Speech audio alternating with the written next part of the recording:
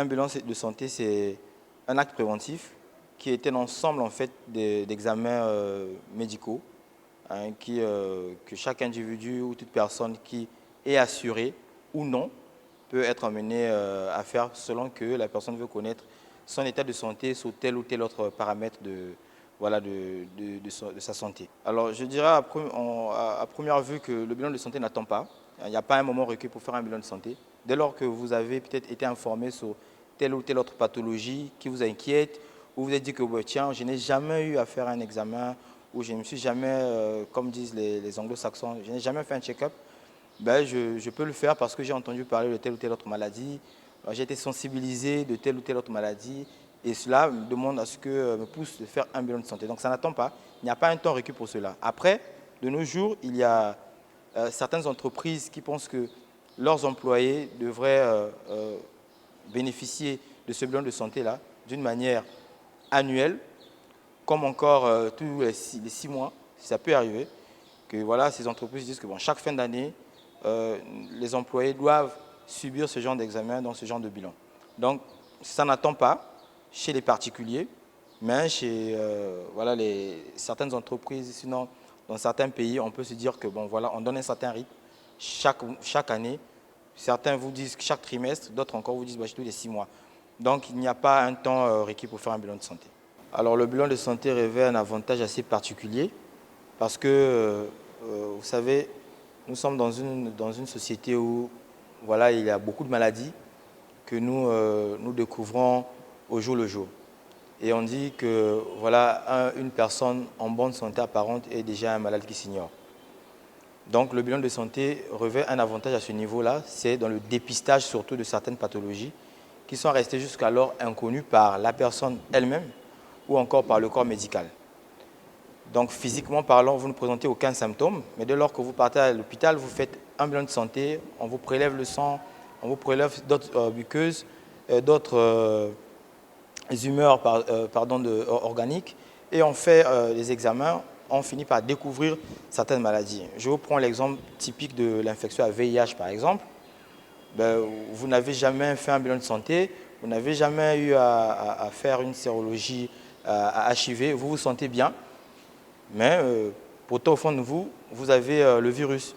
Mais dès lors que vous avez l'habitude de faire un bilan de santé, vous pouvez, dans la mesure du possible, demander une sérologie à VIH et on vous découvre avec la maladie déjà très tôt, avant que vous ayez des symptômes. On peut déjà vous mettre sous traitement et là, vous avez le temps, vous avez la chance de vivre pendant longtemps et ça vous donc épargne de certaines complications qui deviennent très délétères dans la vie de tous les jours. Donc, l'importance est dans le dépistage beaucoup plus, hein, dans le dépistage de certaines maladies. Et comme on a dit au départ, comme c'est un acte préventif, vous voyez que ça agit plus dans la prévention. Donc c'est un avantage beaucoup plus préventif. Alors le conseil que je vais prodiguer à tous les Congolais en général, sinon les Ponténégrins en particulier, c'est de ne pas surtout attendre qu'il y ait d'abord une certaine manifestation de maladie pour aller à l'hôpital. C'est malheureusement ce que nous remarquons. Rares sont les Congolais, sinon rares sont les Ponténégrins qui viennent à l'hôpital parce qu'ils se disent que bon, voilà, je peux être un malade potentiel. Il faudrait bien que j'aille me faire dépister de telle ou telle autre maladie. On ne vous demande pas de faire tous les examens qui existent, c'est que c'est cher. Déjà la politique de l'assurance, nous n'en avons pas encore, entre guillemets.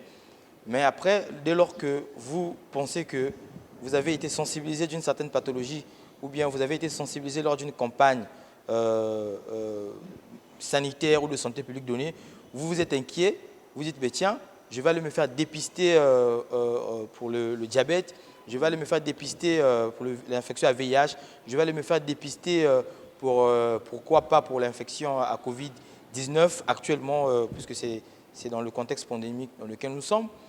Ben, vous n'attendez pas, allez à l'hôpital, venez consulter le médecin, dites que docteur, j'ai besoin de savoir, de connaître mon état de santé par rapport à telle ou telle autre pathologie, parce que j'ai peur, parce que je ne veux pas attendre seulement d'être malade, je ne veux pas attendre seulement les symptômes, je veux dès maintenant connaître pour que, très tôt, que vous nous facilitez la tâche.